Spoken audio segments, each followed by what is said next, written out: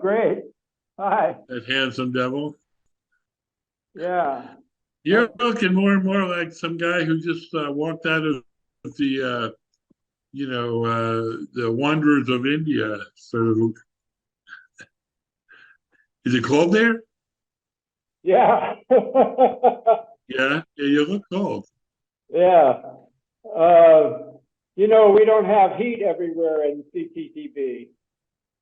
I'm not surprised at that. Keeps you awake. You remember the Keeps you gold awake. mount? Yeah. Yeah, I remember Waverly Street.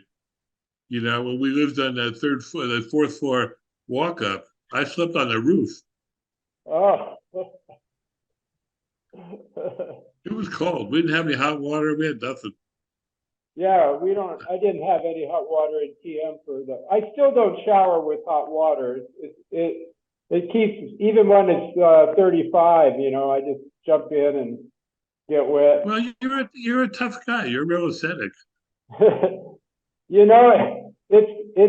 a good for you. It is good for you, and there are a lot of things that are theoretically good for me that I avoid. That's a hard one to deal with because I tend to like it cold. Uh, Diane likes it 80 degrees, which I cannot abide. Oh, that's really terrible. I can't even breathe. I like 68. But that's life. Yeah, that's the way it goes. Here we go. How's that? I, I'm seeing you full screen and me on the top, but whatever you're seeing is what you're recording. Oh, that's better then. Yeah, because I want to. Yeah.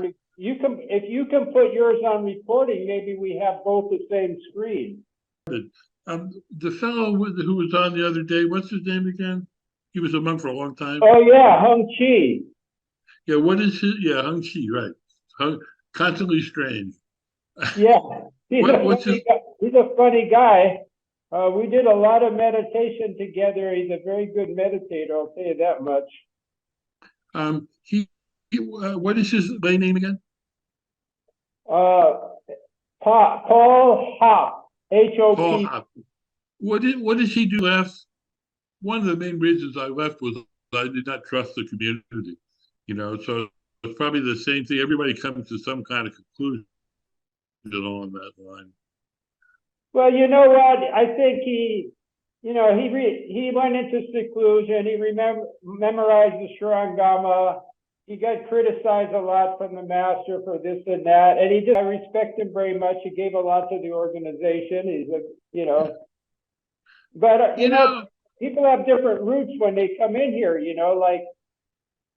Somebody who spends 13 years as a monk, 4 years in seclusion. That's somebody with roots. Yeah, yeah. We all have roots and we all have obstacles.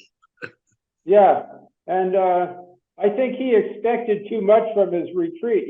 People in jail are in retreat 20 years, and they don't do any. Retreat's no guarantee. I wish it were. What the main thing I learned from my 3.5 years, I'm basically by myself, at least half the time up there in Hong Kong, was that I wasn't ready for it. I just didn't have the goods to be doing it. Yeah. Well, you did okay, and I think we all did pretty good for. I think so. I admire anyone who's stuck it out at all. What's his name? Xu Yun once said in one of the books he wrote, or records of his talks, said, you pick a practice and you work at it, and then you work at it the next life, and then you work at it the next life until you succeed. Hung Ding said the same thing to me. I saw him quite a few times. He gave me some very, very good advice. I had a lot of one-on-ones with him in Hong Kong. And he said, the hardest thing is getting started. Then you just keep at it. Yeah. I think that, the momentum is, if it's going to be a lifetime thing, it's there right when you start, People say, enlightenment. Sudden enlightenment takes several lifetimes, You have to be ready. You have to be right there with that moment where the opening occurs. And what if it doesn't, so what? You got a better idea? The, the presentation is really terrible. Enlightenment in one lifetime is a totally, absolutely meaningless expression. It has no meaning whatsoever, analytically, logically, reasonably. What lifetime are we talking about? What it really means when people talk about sudden enlightenment is that there's nothing you can do to do it. You prepare, and then there's this moment of awakening. But it doesn't come out of the blue. It doesn't come from doing nothing. Yeah. You know, sudden enlightenment takes 20 years or 5 lifetimes. It doesn't make any difference how long it takes. The point is that it's a better alternative than this. Yeah, I think that. Anyway, I thought he was an interesting guy. I was very impressed with how serious a practitioner he has been and still is, I think. And if it would give me hell, and it would never. He would say I had a thick skin, you know. It wasn't. I guess you could say that, but I just didn't see it that way. I thought he totally 100% cared about every single person waking up immediately, and he would do what every thought seemed like the best thing to do at the time. How could you resent that? Yeah, I think that some people didn't understand the way the master worked, because he would say one thing, and if you got it, I mean, it may sound totally different. What he presented may be totally different from what he means. So, you know, being a translator for him was a really unique experience because, you know, his words are coming right through and you're putting them out in English speech. You have to really grasp what he's saying. And I'll tell you, if you got anything remotely incorrect, he would jump right all over you. Yeah, he understood English perfectly. Translation is different from what I'm talking about. I'm talking about when he upbraided you or gave you, you know, bitter pill to swallow. If you had to get it, it never came from any place but compassion and wisdom. So if you just you take it the wrong way, then you're the fool. You know, like nothing he said was offensive in any way. You know, I was traveling with him once. We went out to New York to see C.T. Shun, and then we went up to Montreal, I think, to see this guy. Something I forget his name. Tenzin. He was this local guru with a group of followers. They had come to Gold Mountain, and he had seen them, and he was trying really hard to convert them. Oh, that was Paul Hopp's teacher, I think. He's a faith. Yeah, and he did come to Gold Mountain, and Shifu gave him a bunch of crap, and most of his disciples left him and became Shifu's disciples. Well, right? I traveled with Shifu up to their place. We spent 2 days there, I think, and I translated for him. And the second day we were there, we were sitting talking, and I knew that we were catching a train, and we were gonna, you know, it's like, wow, we gotta get going here, and we had to eat. And I said, you know, Shifu, we really need to eat. And he looked at me like, you know exactly what I mean. He looked at me like he just stepped into some piece of particularly smelly dog shit. And he went right on. And I don't know if we found time to eat or not, but he didn't talk to me for 2 days. We're traveling on trains and I've got the tickets. He ignored me like I did not exist. We got on the train. He wouldn't sit next to me. He pushed me away. And when he traveled, he hardly ever ate anything. He would drink like a quart of milk. Yeah. That would be, you know, he did not much at all when he traveled. And I mean, I have traveled with this guy, and I mean, if he ignored you, he was the world's greatest expert at ignoring somebody. You know, I spent 2 days thinking, boy, I really blew it here. That was one of the few times where he really laid into me, but he didn't say a word, not a word. And we eventually ended up, I forget where, New York or somewhere. But he made a point. But there was it's about dharma. One time I remember you told me a story where you you were catching a plane or something, and you told Sherpa you had to eat something before the plane. And you convinced Sherpa to eat something while you were eating. He said, that plane, we better not miss that plane, or something like that. You remember that? I think that was the same trip. And you got a We went taxi back. and you barely made it to the airport on time. Yeah, we just made it. But he, his ability to teach was so effective. I mean, here it is, what, 50 years later, Yeah. and I remember that like I'm still there. It's one of the few times he gave me a hard time about something that I really felt I deserved. It's like he's right. The timer comes before eating. No, he might have really liked that, I think, because the story we're going to get to is when you're skipping the stones. Oh, yeah. Get a kick out of everybody skipping the stones, but you wanting to eat. It's funny because I told that story not so long ago when we did that interview a few months ago. And I talked with David Fox on Chen afterwards.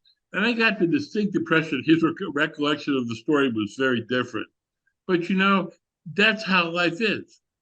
We each live our partial experiences, and your experience is true if it's what you experienced. You want me to tell that story? I'll be happy to do it. Yeah. By the way, is David Fox keeping up his practice and all of that? Does he? I have no idea. I saw him a few years ago. I had gotten in touch with him kind of the same way I got in touch with you, kind of through some strange connections. And we corresponded. And I guess he decided I was getting ready to die because I was so sick. And he got on a plane and flew out here. And he spent a week with us. I had some great pictures of him somewhere. I should put those together and send them to you. Send them to me, yeah. Yeah. But he came out to see us, and he lived on Long Island for a while. After he left monastic life, he went to work for C.T. Shun for a couple of years or something. Oh, he did translating.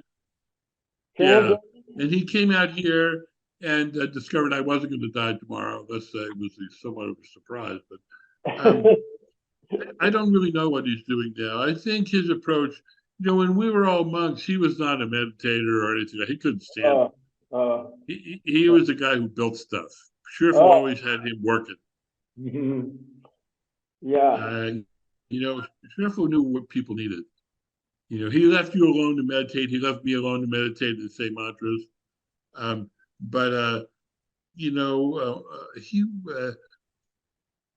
Fox, Heng Shou was not, he would do meditation sessions, but he didn't like it. You got to be ready for it. You got, everybody's got what they got to do. You do what you have to do. That's the secret, is finding out what you have to do. Yeah. And doing it. Yeah. And it's always this one thing you don't want to do. It's like this guy, Paul Hopp, said. He said, he sure got him involved in this refugee thing that he didn't want to do. And eventually, he got it.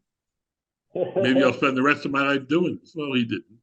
But it's recognizing. I mean, if you take a teacher, you're supposed to listen. Yeah. Yeah. That same job that Paul Hopp got stuck with? Sherfu, right. First Sherfu ordered me to do it, but he didn't tell me directly. He just had a bunch of bhikshus come to me while I was meditating, put a whole pile of papers down, and he said, Sherfu says, this is your job now. You're a head of the Vietnamese committee. He appointed me head of the whole thing. And that stack of papers, I never moved. I just kept sitting there day in and day out. They finally took the stack of papers together. I never heard from Sherpa about it again. Oh, that's so funny. All you can do is be natural. You start trying to second guess him or second guess yourself, you're going to be in a lot of trouble. You got to do whatever seems like you ought to be doing, whether it's right or wrong, because there isn't any real right or wrong in these things. He gave you an assignment. You didn't want to do it. You didn't do it.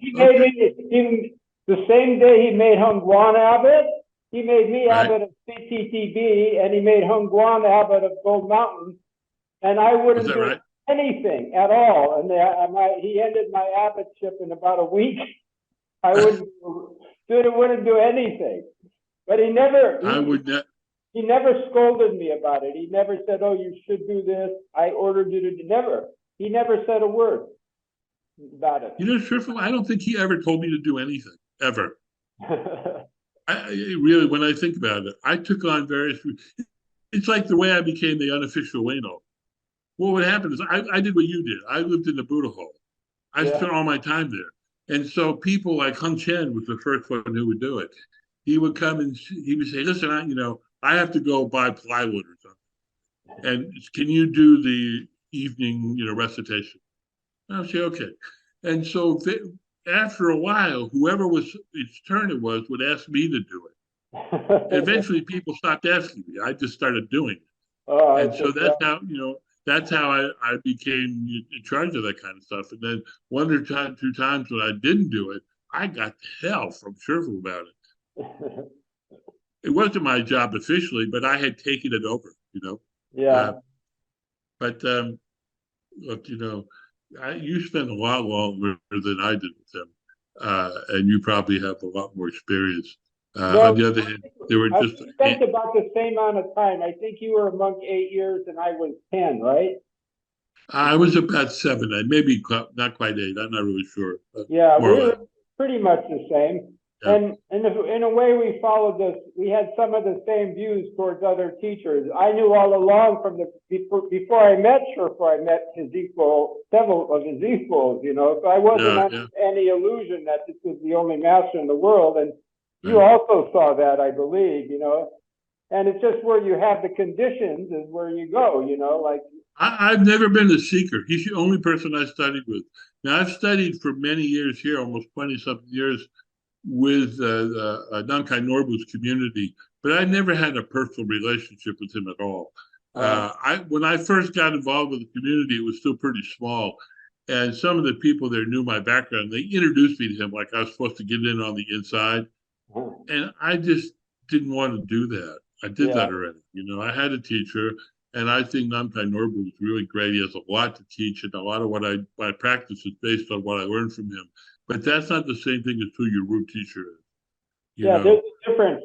Even, I learned a lot from Trusik Rinpoche, and we had a personal relationship. I spent as much time with Trusik as I did with Sherpa one-on-one.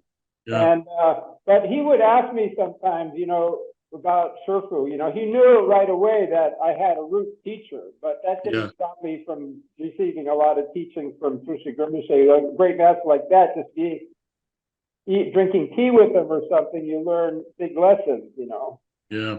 Really big lessons. And I've received many initiations from other teachers, Dilgo Khyentse and Prangu Rinpoche and His Holiness Karmapa, Dalai Lama many, many times. I received 3 Kala Chakras from His Holiness the Dalai Lama, 1 Kala Chakra from Kala Rinpoche. So my feet have been in many waters. Right. Might have been in a few. I did a Kala Chakra retreat with the Dalai Lama, and I did something with Chulsuk Rinpoche, and I studied with a couple other people. And there's a lot to be learned from everyone, but that's a different issue. The person who you're connected with in your trip from here to there is somebody who knows how to do it, and you can have a connection with. I have a long-term connection with him, as obviously you do, and I fully expect to see him again next time. Yeah, I do too. And I don't know if I ever told you this, but when I first saw Sherpa after not seeing him about 10 years, the first thing I said to him, he was very sick at the time. You're the one who gave me the address when he was at a secret location in LA.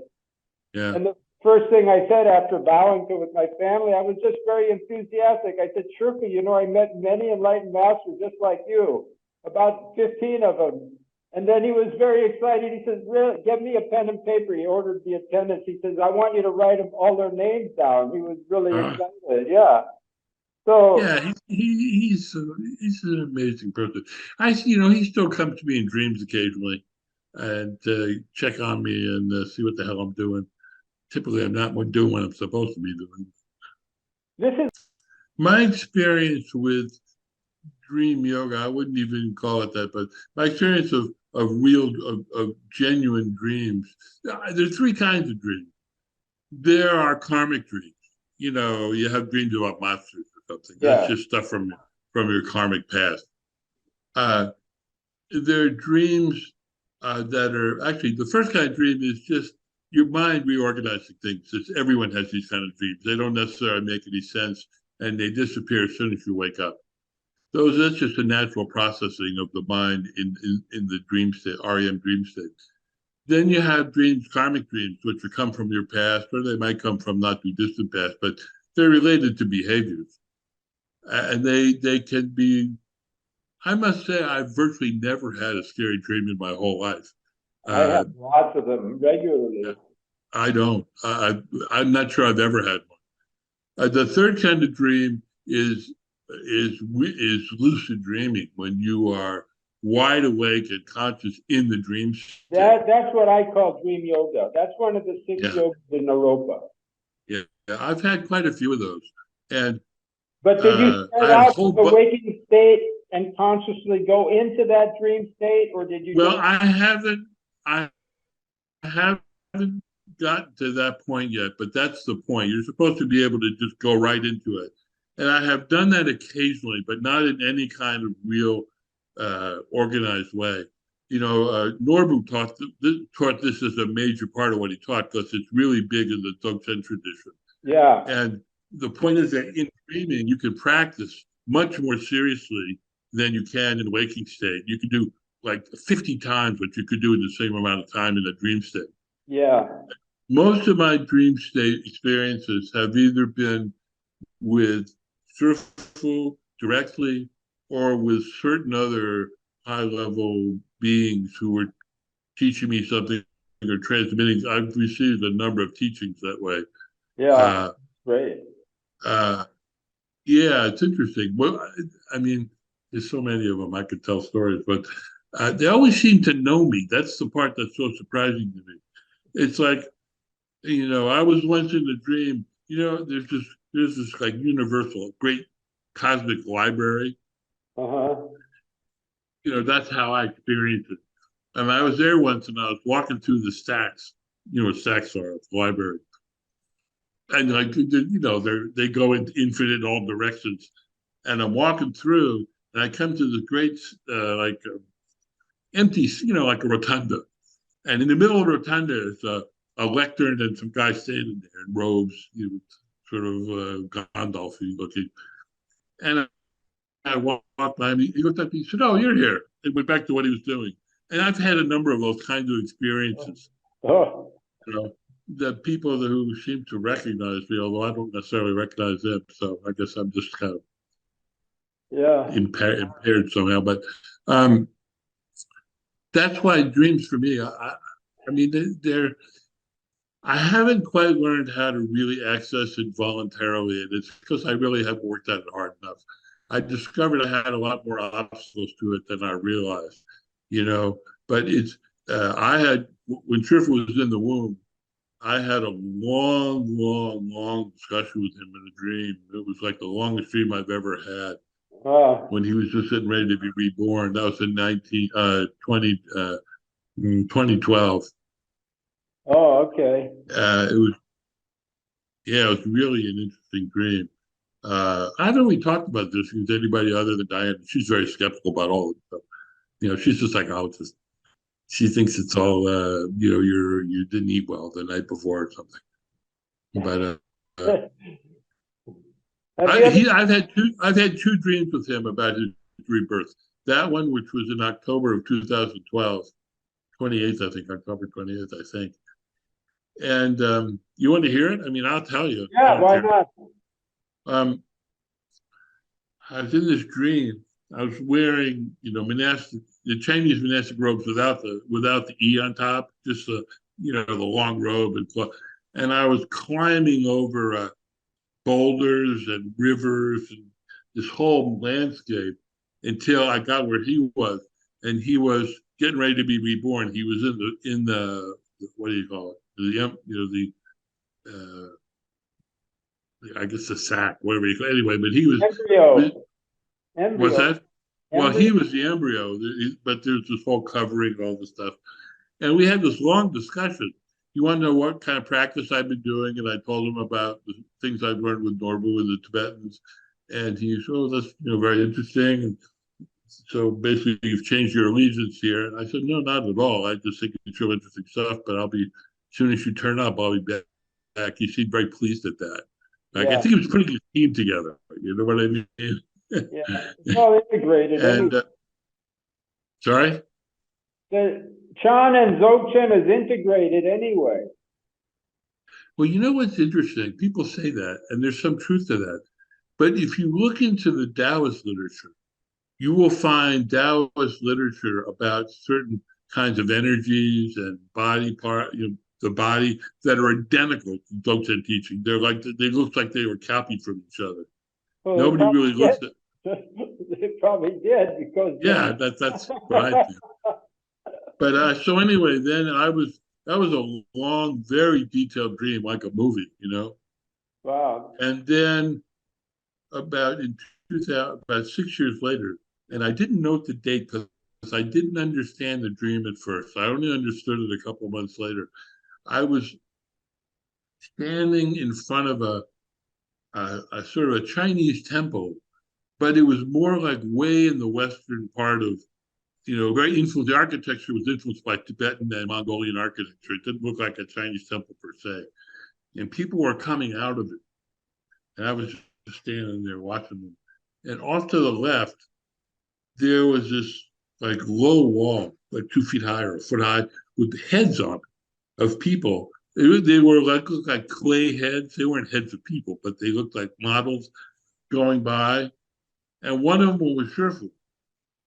And I watched this, and I realized a few months later what he was telling me was that personality was now gone. Oh, That he doesn't look like that anymore.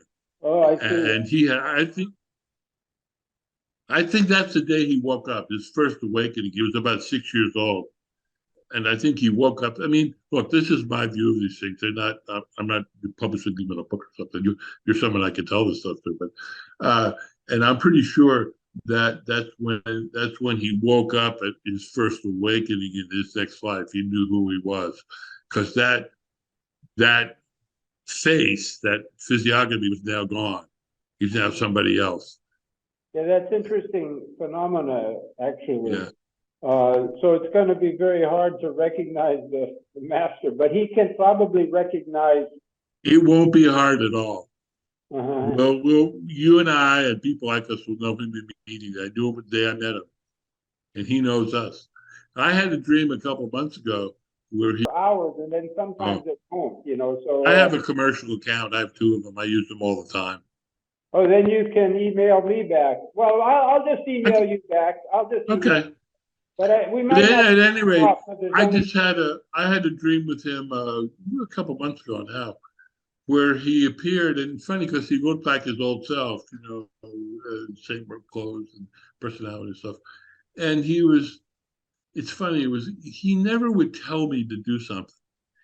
He was surprised that I wasn't doing 2 things. One was practicing the Srango mantra, and the other was teaching the I Ching, which I was like totally out of the blue. It is out of the blue. What's that? That is out of the blue, the I Ching. Yeah, well, I've studied I Ching quite a bit for many years. Oh, okay. And so it wasn't. It made sense to me, but it was surprising. Yeah. The Srango mantra.